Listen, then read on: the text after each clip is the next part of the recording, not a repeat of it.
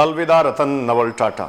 1937 में जन्मे, 2024 में हर एक भारतीय के दिल में बसते हुए टाटा ने अंतिम सांस ली। 86 वर्ष की उम्र में उनका निधन हुआ, लेकिन इससे पहले कई किस्से और कहानियां हैं। वक्त है ऐसे इंसान के बारे में जानने का जो 1 लाख से लेकर 1 करोड़ तक की कार बेच देता है, जो बिजनेस और व्यापार के साथ साथ नेशन बिल्डिंग की बात भी करता है। यह सफर शुरू हुआ था इस खानदान का 1822 से। 200 वर्षों से ज़्यादा लंबे समय की ये विरासत, और अब हर एक भारतीय के दिल में यह भी सवाल है, इस विरासत को कौन संभालेगा? क्या माया होंगी विरासत की अगली वारिस? सब मुद्दों पे थोड़ा सा संक्षिप्त में बात करेंगे। सबसे पहले रतन नवल टाटा, भारत के सपूत, भारत के बेटे को, जिसने जब वक्त आया, जब जरूरत पड़ी तो अपने दरवाजे खोले, अपनी धन संपदा और अपार संपदा को भारत की पब्लिक के लिए मुहैया करवाने में कभी भी पीछे कदम नहीं खींचे। सादर श्रद्धांजलि। आइए रतन नवल टाटा के बारे में बात करते हैं। ये एक ऐसी शख्सियत की कहानी है विश्व युद्ध के कारण जिसकी शादी टल गई। ये ऐसे एक बच्चे की कहानी है जिसके माता पिता का तलाक 10 वर्ष की उम्र में ही हो जाने पर सामाजिक तानों से और बहुत सारी चीज़ों से गुजरना पड़ा। यह एक ऐसे युवा की कहानी भी है जिसका प्यार परवान नहीं चढ़ पाया। यह एक ऐसे जिद्दी और जुनूनी, या फिर आप कह सकते हैं अपने आप में बहुत सूझबूझ रखने वाले व्यवसायी की कहानी भी है, जिसने अपनी बेइज्जती का बदला 9 साल बाद कंपनी खरीद कर ले लिया। बहुत सारे किस्से और कहानियां इंटरनेट की दुनिया में वायरल तो हैं, लेकिन इनके पीछे कितना सच है और कैसी कहानियां बनती हैं, कैसे कहानियां बन पाती हैं, इस पर बात करेंगे। 1822 में शुरू हुआ गुजराती पारसी परिवार से यह सफ़र। सबसे पहले नरवानजी टाटा थे, जो अपने आप में एक छोटे मोटे व्यवसायी और व्यापारी के रूप में साबित होना चाहते थे, स्थापित होना चाहते थे। घर छोड़ा और मुंबई आए। 1822 में जब वो मुंबई से निकले थे तो उनको बिल्कुल भी ये पता नहीं था कि आने वाले समय में टाटा भारत पर राज करेगा, भारत की सबसे बड़ी व्यवसायी कंपनी के रूप में स्थापित हो जाएगा। 100 से ज़्यादा ब्रांड आज टाटा के देश भर में हैं।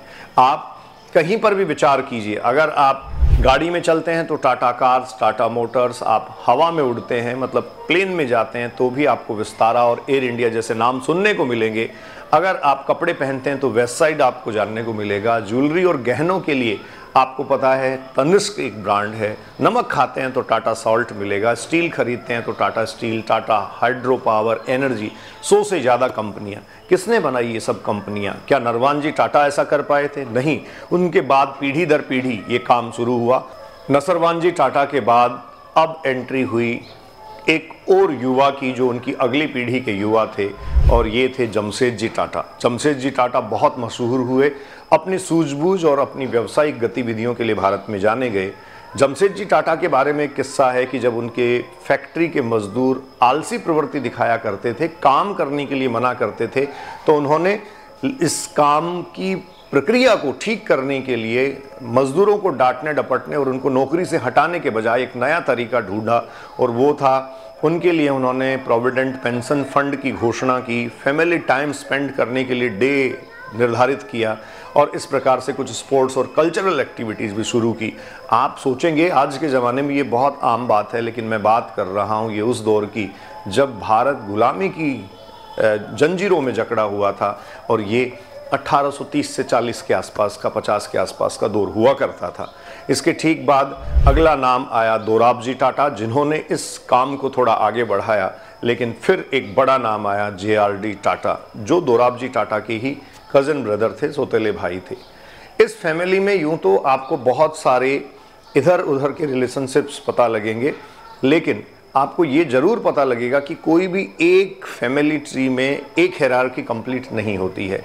JRD टाटा 1970 से 80 के दशक में टाटा को संभालने आए थे, और उन्होंने भी अपने आप को साबित किया। अब इनका एक रेडियो मैन्युफैक्चरिंग कंपनी था नेल्को, और उसमें एक तरीके से घाटा था। हालांकि पारिवारिक बिजनेस से रतन नवल टाटा 1962 से पहले ही जुड़ गए थे, लेकिन 1970 में एग्जैक्टली उनकी एक तरीके से एंट्री हुई, और उनको जिम्मा मिला कि इस मैन्युफैक्चरिंग कंपनी को कैसे इम्प्रूव किया जाए, क्योंकि इसके शेयर बाजार में धड़ाम से गिर चुके थे। पूरी तरीके से लॉस में जाने वाली इस कंपनी को ना सिर्फ ऊपर उठाया, उन्होंने रेडियो मैन्युफैक्चरिंग बंद करके सैटेलाइट जैसी चीज़ों पे अपना दिमाग लगाया और लगातार आगे बढ़ते चले गए। सबसे मशहूर कहानी की बात अब यहाँ तक आती है कि टाटा ने जो प्राइवेट कार्स हैं, मतलब पर्सनल कार सेगमेंट है, उसमें एंट्री मारी थी। और इसके बारे में एक बहुत बड़ा किस्सा मशहूर है कि टाटा जब फोर्ड कंपनी के मालिक से मिले, प्रवीण कार्ले एक मैनेजर उनके साथ थे, तो उन्होंने यहाँ तक सलाह दे डाली थी कि टाटा को निजी कार या छोटी कारें बनाने में, मतलब पर्सनल कार सेगमेंट में कोई अनुभव नहीं है, उनको ये काम छोड़ देना चाहिए, ये उनके बस का नहीं है। रतन नवल टाटा ने यह साबित कर दिखाया 9 साल बाद, जब जून 2008 में उन्होंने फोर्ड के बड़े ब्रांड जैगुआर और लैंड रोवर को अधिग्रहित कर लिया, मतलब खरीद लिया। और यहीं से एक तरीके से शुरुआत हुई टाटा कार्स की फिर से अपने आप को स्थापित करने की। आज आप देखते हैं तो टाटा की कारें चारों तरफ आपको दिखाई देती हैं। कोरोना के दौरान जब भारत में बहुत सारी दिक्कतें आ रही थी, लोग लगातार मर रहे थे और आर्थिक सहयोग और सामाजिक सहयोग सरोकार की ज़रूरत थी, तब भी मैंने व्यक्तिगत तौर पर देखा रतन नवल टाटा ने अपना दिल खोला, दरवाजे खोले।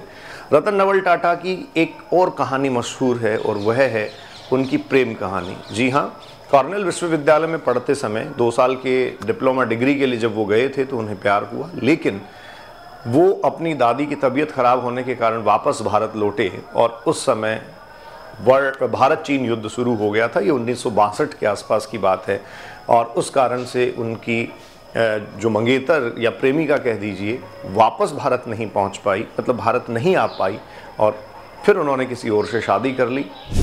जो संपदा है, जो संपत्ति है, 100 से ज़्यादा जो भारत में कंपनियां हैं, उन पर कौन राज करेगा, उनका वारिस कौन होगा, इसकी चर्चा जोरों पे है।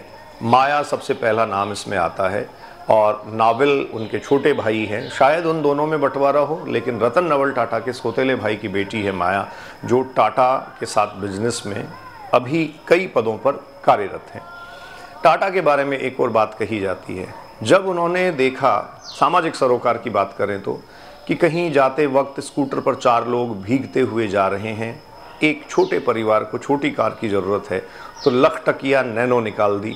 हालांकि लखटकिया नैनो जो है वो बहुत ज़्यादा एक तरीके से मार्केट को कैप्चर नहीं कर पाई। उसका बेसिक रीज़न ये था कि उसको 1 लाख के नाम से या लखटकिया कार के नाम से प्रचारित किया गया था।